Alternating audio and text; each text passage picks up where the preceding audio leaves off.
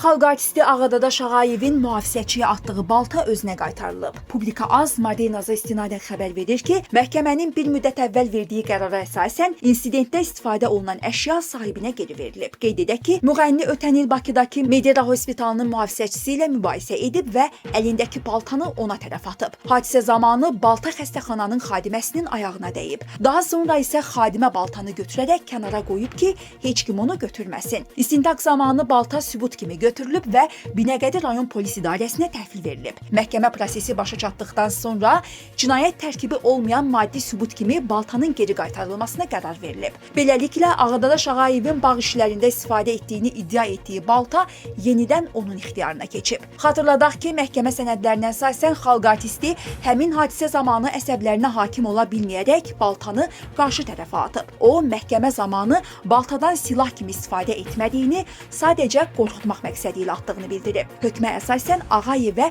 1 il sınaq müddəti seçilməklə şərti cəza verilib. Müğənninin vəkili Asim Abbasov hökmdən bəraət tələbi ilə apellyasiya şikayəti vermək fikirlərinin olduğunu deyib. Ağadadaş Ağayevlə insident yaşayan Nurəddin Cəlilovun da məhkəmə araşdırması tamamlanıb. Hökmə əsasən Cəlilova 2 il sınaq müddəti seçilməklə şərti cəza verilib.